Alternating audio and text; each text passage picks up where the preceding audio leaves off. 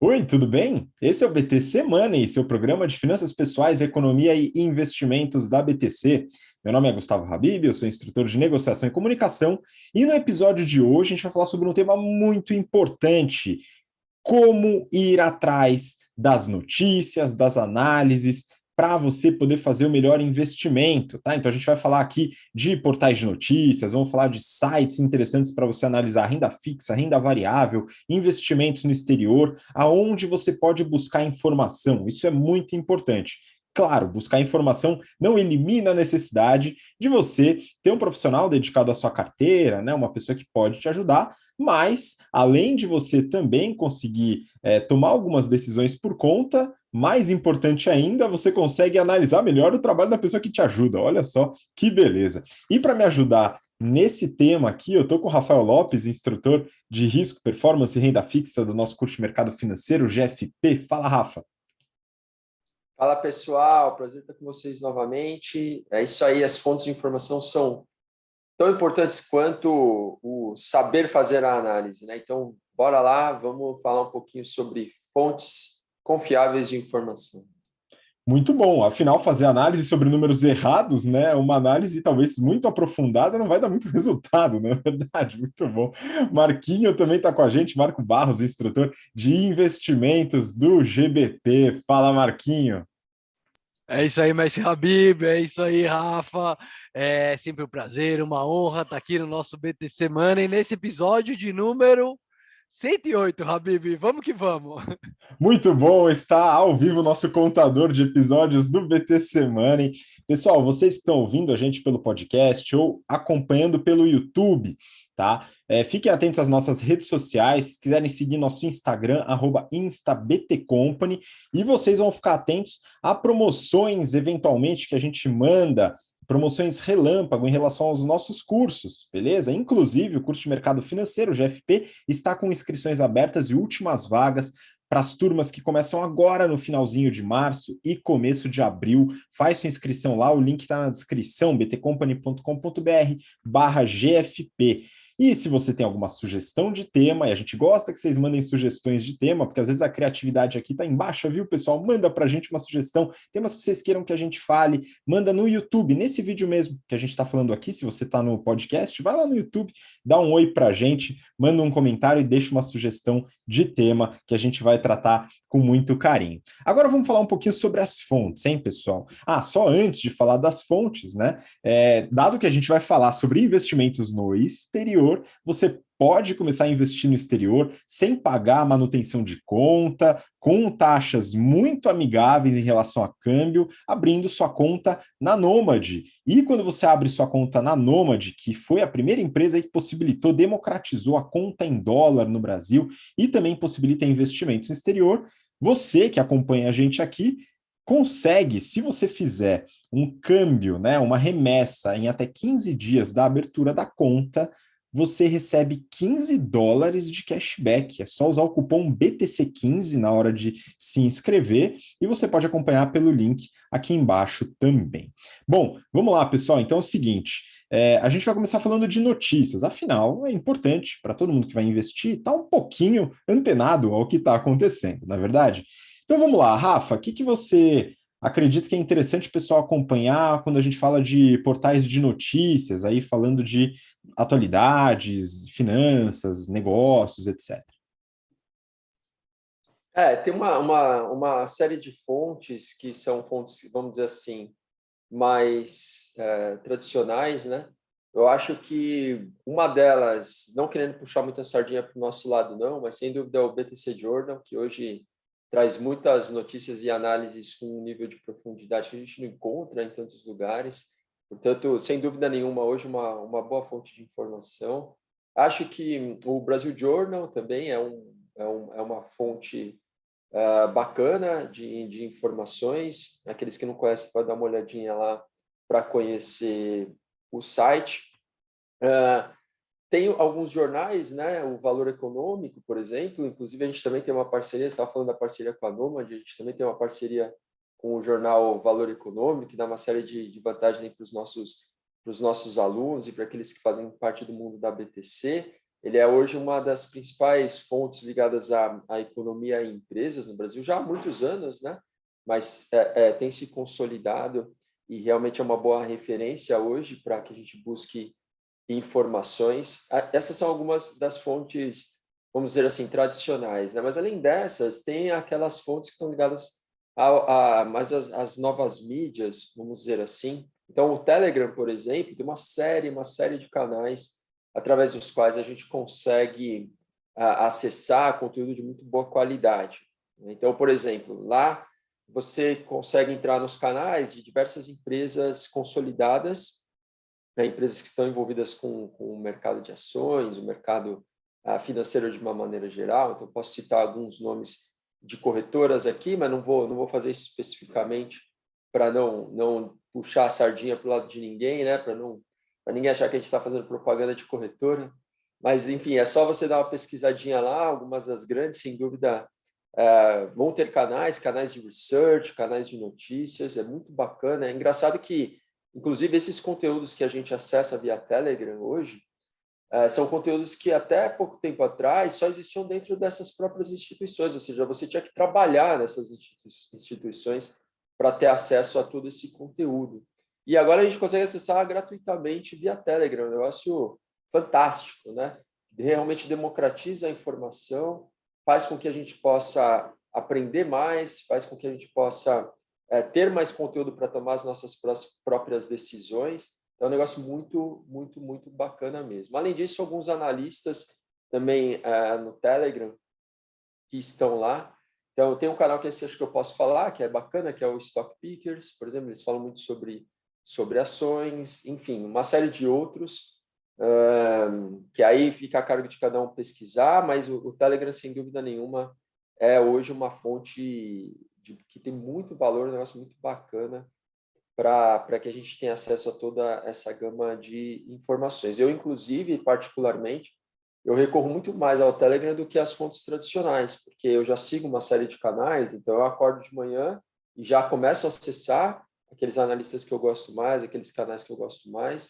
Eles fazem resumos também de notícias, uma série de coisas, e eu olho lá e eu diria para vocês que a qualidade, o nível da informação que a gente acessa via Telegram é melhor até do que, por exemplo, em alguns jornais ou fontes que são fontes mais ligadas ao tradicional, né, ao passado, vamos dizer assim. Né? Então, é muito bacana o Telegram, sem dúvida nenhuma, uma excelente fonte de informações. É isso aí, é importante que você faça sua curadoria, né, e procure canais que eventualmente têm mais a ver com a forma que você prefere de comunicação, né, como você se sente mais confortável também, né. E aí, Marquinho, tem mais algum ponto aí para adicionar, alguma outra fonte de notícias que você acha que vale a pena?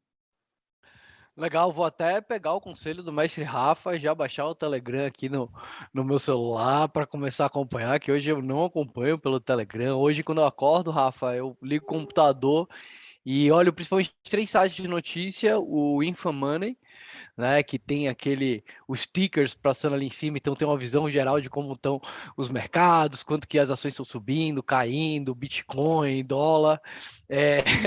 Eu uso o Neofeed e também aquele site da Exame. Habib, esses 3 sites eu sempre dou uma olhadinha pela manhã para entender o que está acontecendo, rápido, e eventualmente alguma notícia que chama mais atenção, eu entro dentro dela. Mas hoje são os 3 canais que hoje eu utilizo para entender o que está acontecendo no mundo, né? Para acompanhar o que está acontecendo no mundo. Pois é, muito bom, né? A gente tem também canais de notícias internacionais, né? Então, quando a gente fala, pô, Wall Street Journal, a gente tem o próprio New York Times, as fontes mais tradicionais de fora que eventualmente podem ajudar, né? Mas aí a gente vai falar um pouquinho também sobre análise de empresas de fora mais para frente. Mas eu achei curioso, né, que vocês acordem, já vão acompanhando as notícias. Eu acho que eu tenho uma rotina um pouco diferente, porque geralmente eu acordo e eu faço o café, viu, pessoal? Enfim, depois eu vou atrás das notícias, senão não rola ler as notícias não, viu, pessoal? Bom, vamos lá. Agora falando um pouco de renda fixa. Renda fixa, pessoal, é complicado, né? Acho que muita gente tem dúvida aonde as pessoas podem receber informação ou ir atrás de informação falando sobre renda fixa. Rafa, o que a gente pode ver aí? Aonde a gente pode encontrar informação sobre renda fixa? É só indo no site do Tesouro Direto? Como é que funciona?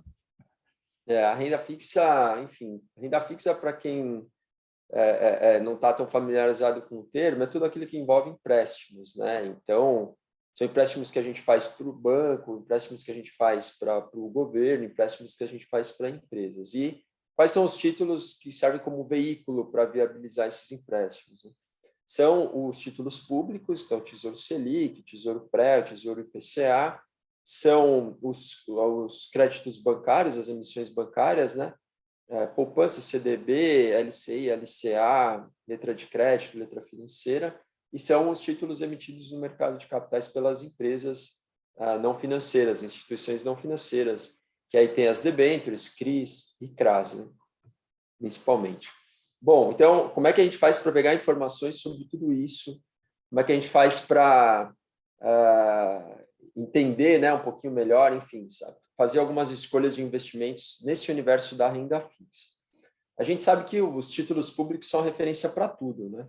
Então, sempre você pega a taxa de remuneração de um título público e usa isso como referência para precificar um crédito privado. Então, o ponto de partida é sempre olhar para a dinâmica das taxas de remuneração, dos juros que remuneram os títulos públicos. Para isso, sim, as fontes são os sites do Tesouro Direto, né? Então, você consegue acessar via Tesouro Direto a informação da remuneração atual de todos esses títulos.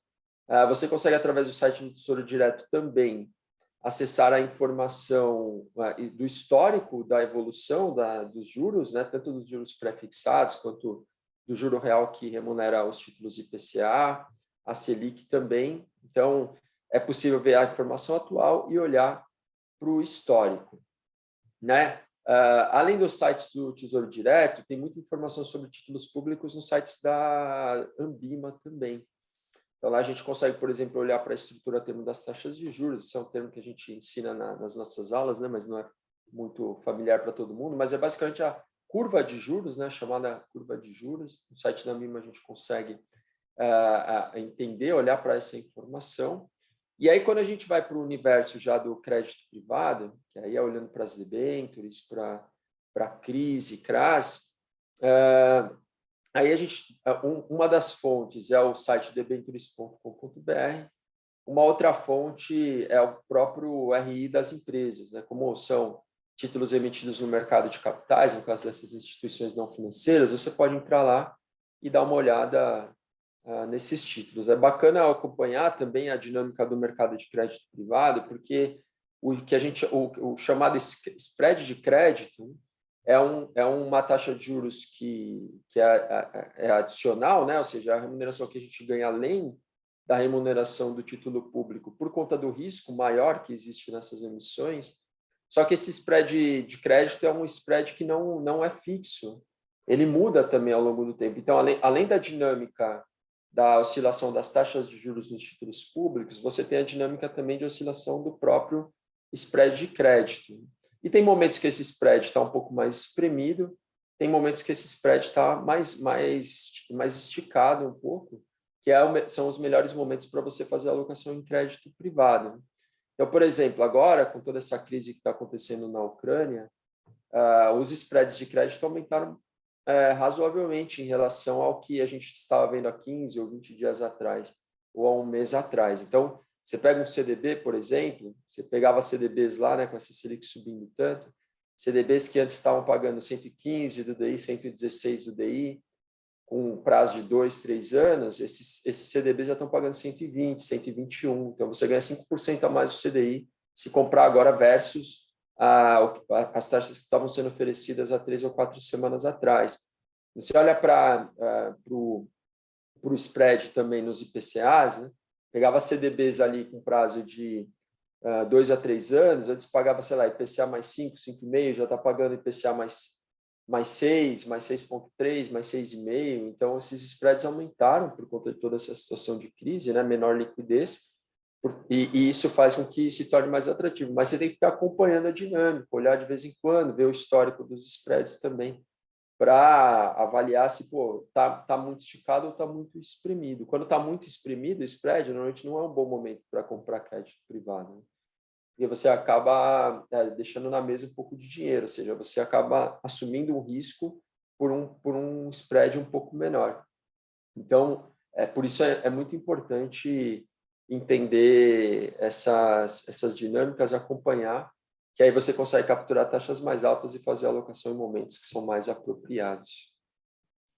Pois é, Rafa, e muito bom que você falou, né, quando a gente fala de crédito privado, não são necessariamente as empresas listadas, né, que podem emitir suas dívidas, mas as empresas listadas são obrigadas a deixar o site de relações com investidores, o site RI, bem bonitinho. E aí, como é que você acha o site de relações com investidores de qualquer empresa, pessoal? É muito simples, não tem erro. Você vai lá na busca do Google, coloca o nome da empresa, espaço RI. Sempre vai encontrar, beleza? Petrobras RI, Itaú RI, Porto Belo RI, sei lá, qualquer empresa, você vai encontrar o site de Relações com Investidores. Lá vai ter informação tanto sobre ações, que a gente vai falar daqui a pouquinho, como também sobre crédito privado, debêntures, CRAs, CRIs e assim por diante.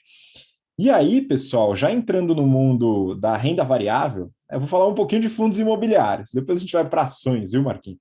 Falar um pouquinho de fundos imobiliários, que acaba sendo até para muitos investidores o primeiro passo, entre aspas, da renda variável, né? E eu gosto bastante. E aí entra um pouco no que o Rafa comentou. Quando a gente fala de empresas e também de fundos, eles têm as próprias informações, eles são obrigados a divulgar suas informações. Quando a gente fala de fundos também, fundos de renda fixa, fundos multimercados, você tem os sites e os documentos emitidos pelo próprio gestor, né, pelo próprio fundo. Fundos imobiliários não é diferente. Então, você tem a gestora do fundo e ela é obrigada a ceder uma série de informações, relatórios mensais, relatórios gerenciais, fatos relevantes, dentre outras informações muito importantes para você acompanhar. Então, pessoal, tem um ponto que eu gostaria de reforçar aqui. A gente vai falar sobre alguns sites, alguns comparativos, algumas plataformas, mas nada disso, na minha opinião, descarta a necessidade de ir atrás da fonte, né, da fonte de onde ela vem. Porque pode ocorrer erros nesses sites, né? Mesmo que as plataformas sejam grandes, muito boas, críveis, né? A gente deve sim ir atrás da informação de base. E aí, falado isso, né? Falar um pouquinho de algumas plataformas interessantes para fundos imobiliários, tá? Que eu particularmente gosto mais. Inclusive, a gente tem um papo que a gente gravou aqui com o analista responsável por essa plataforma, que é o Funds Explorer. O analista é o Jacinto, que a gente bateu um papo com ele, é um cara muito legal e que sabe muito de fundos imobiliários, né? Um especialista no tema. E a plataforma, ela tem um local onde você pode colocar o login, consegue colocar uma série de fundos numa carteira sua, você consegue fazer um comparativo, ele lista os fundos de acordo com o critério que você quer dar uma olhada, analisar. E uma coisa que eu acho mais legal lá é que ele traz já na plataforma os documentos, o link para os documentos oficiais que as gestoras colocam. Então, lá você consegue acessar os próprios documentos das gestoras, né? Então, é um site bem bacana para poder fazer análise de fundos imobiliários, Funds Explorer. Um outro site muito bom, de certa forma com informações semelhantes, é o fis.com.br, FIS com dois Is, né? FIIS.com.br.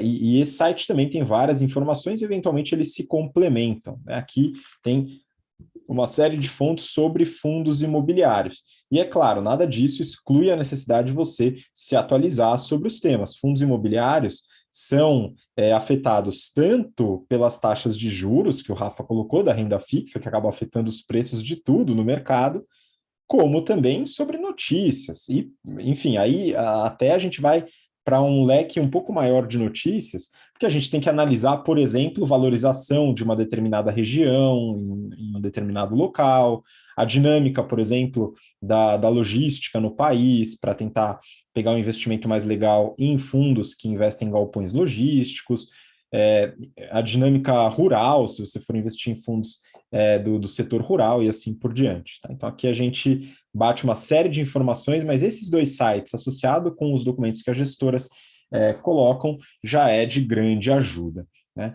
E agora vamos falar de ações. Então, Marquinho, e aí, meu? O que a gente pode usar para analisar ações, empresas? Vamos lá.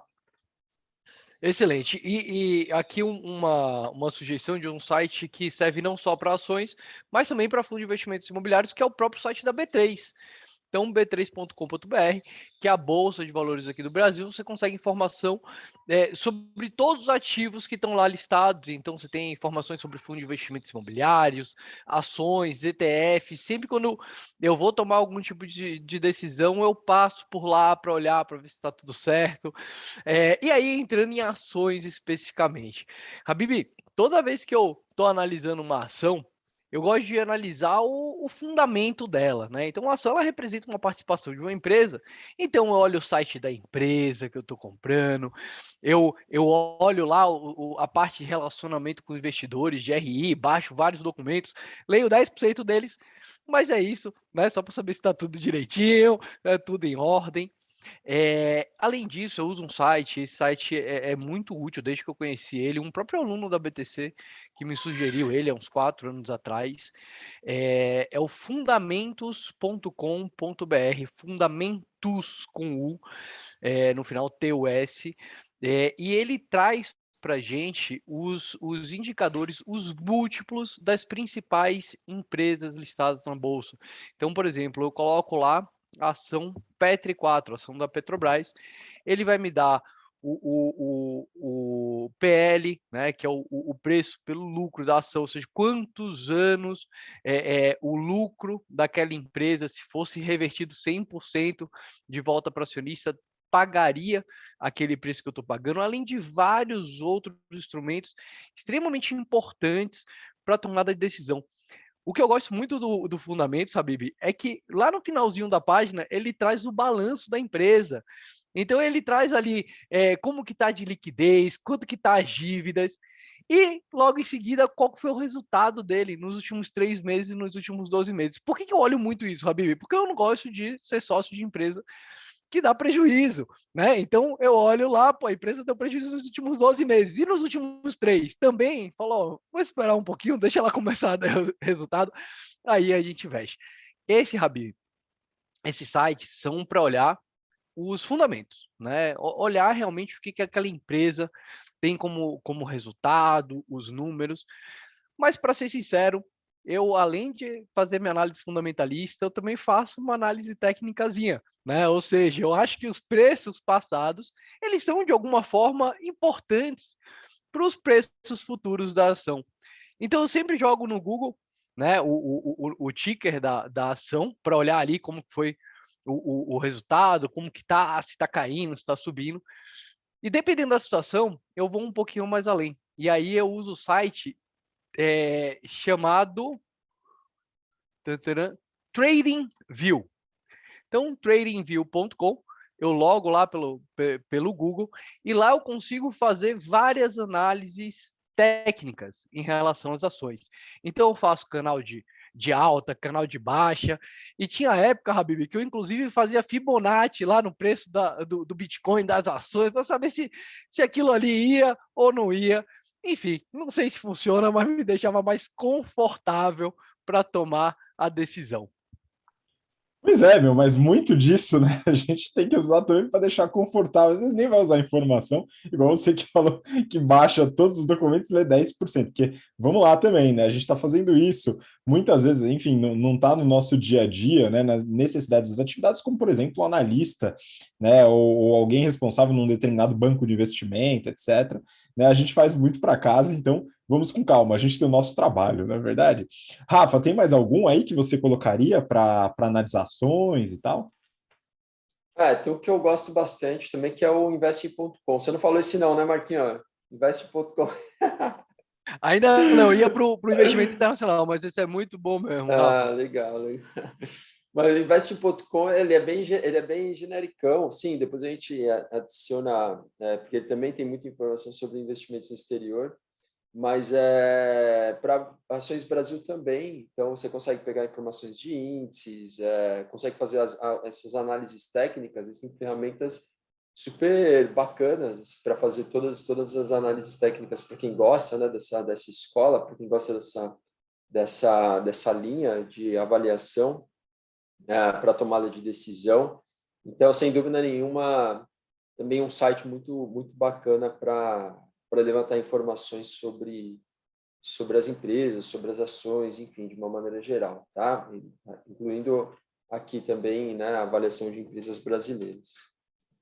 Muito bom. E aí, indo para fora do país, pessoal, aquela boa prática de entrar no site de relações com investidores da empresa se mantém, beleza? Então, lá fora também as empresas listadas, aquelas que você pode entrar no home broker e aí, no caso, entrar na sua conta da Nomad e tal. E em breve eles vão abrir aí o home broker deles, mas eles já têm as carteiras administradas e tal. E você pode investir também, primeiro, através de BDRs, né? Então, as BDRs também têm informação no site da B3, como o Marquinho comentou, e nesses sites que eles comentaram também tem, mas lá fora, né, você entrando no Google e ao invés de digitar empresa RI, você digita empresa IR. Pronto, é só inverter as letras e você acha o site de Investor Relations e aí você consegue dar uma olhada nas mesmas informações, tá?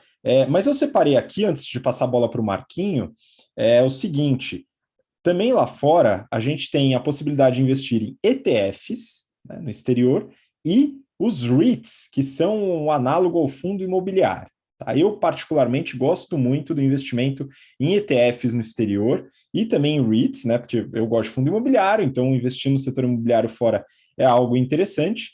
E os ETFs economizam um pouco de tempo em análises mais aprofundadas nas empresas, tá? Pelo menos na minha visão. E aí os sites são simples, os que eu uso para poder ver sobre esses dois produtos: etf.com e REIT.com, REIT.com. Os dois sites eles são bancos de dados sobre ETFs e REITs e vale a pena dar uma olhadinha lá. Marquinho, e aí, sobre ações no exterior? Vamos lá. Mas, Habib, sinceramente, olho muito pouco de ações no exterior, nem conhecia esse ETF.com, vou até dar uma olhada aqui. Eu tenho investido no exterior via ETF aqui no Brasil, né? Então você tem o China 11, né, que investe nas maiores empresas lá da China.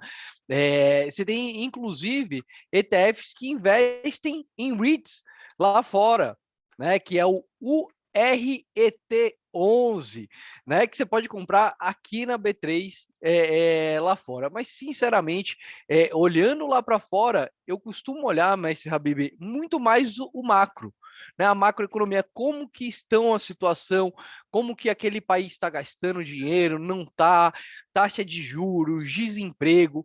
E aí, para isso, Habib, eu uso muito o Trading Economics. Tá? Aquele banco de dados, esse Trading Economics, é gigantesco, que você consegue comparar, por exemplo, desemprego entre Brasil e Uganda.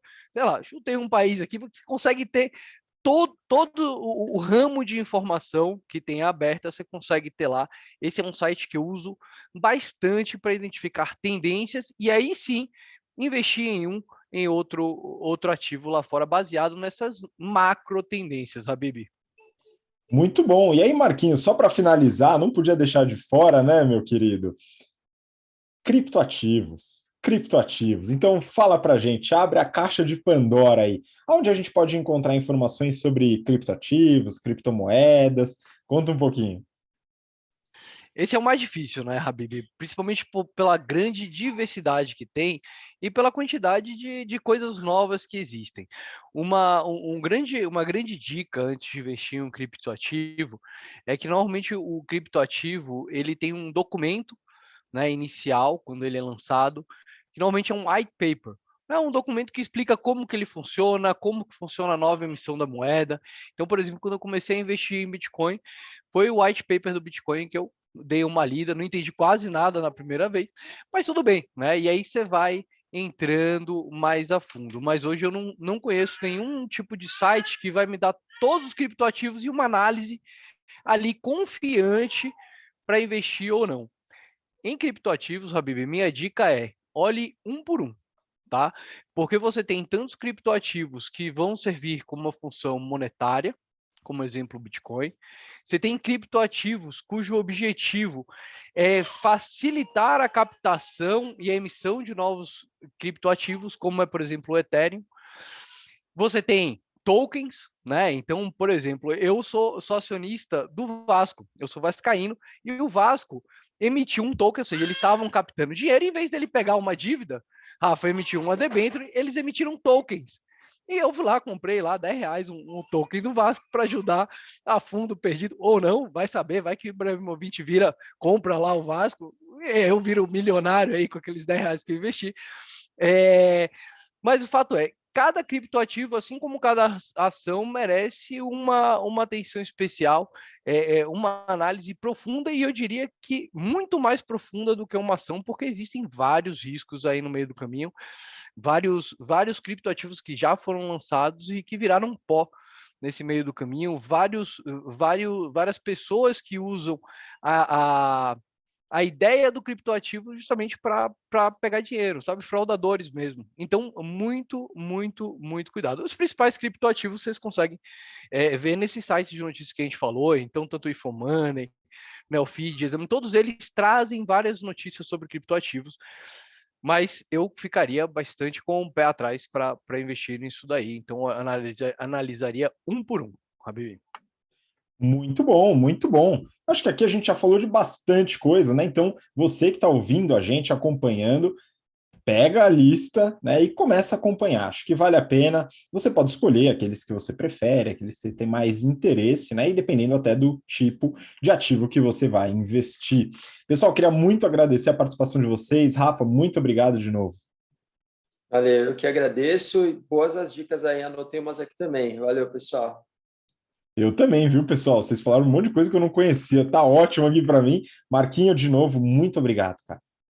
Que isso, obrigado você, Mestre Habib, obrigado, Rafa.